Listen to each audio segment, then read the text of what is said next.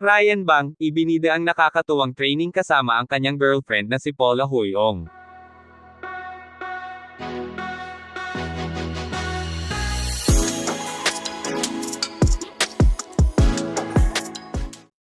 Kinagigiliwan nga sa ngayon ng ating mga netizens, ang isang nakakatuwang video ng ehersisyo na ibinida ni Ryan Bang.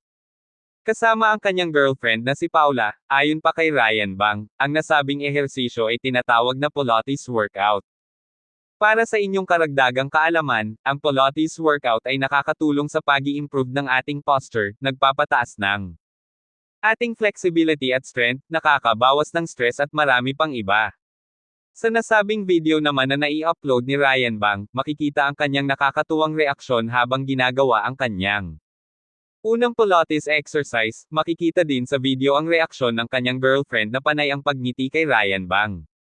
Nitong mga nakaraan nga lamang din ay ibinahagi ni Ryan Bang ang ilan sa mga larawan ng kanyang pag-uwi sa South Korea, ito ay para bisitahin ang kanyang ina sa South Korea, at syempre hindi kinalimutan ni Ryan, na isama ang kanyang girlfriend na si Paula Huyong, na siya namang ikinatuwa ng mga netizens.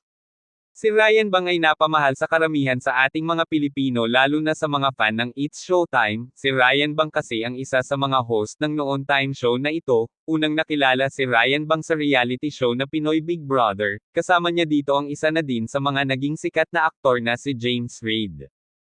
Hindi rin naging maganda ang mga pinagdaanan ni Ryan Bang noon, at aniya dumating pa sa punto na pinanghihinaan na siya ng loob, sapagkat aniya, noon daw ay palaging nag-aaway ang kanyang mga magulang na nauwi din kalaunan sa divorce.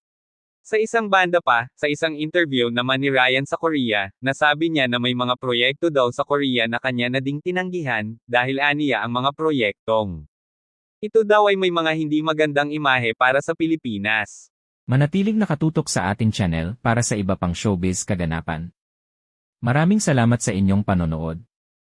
Please don't forget to like and subscribe.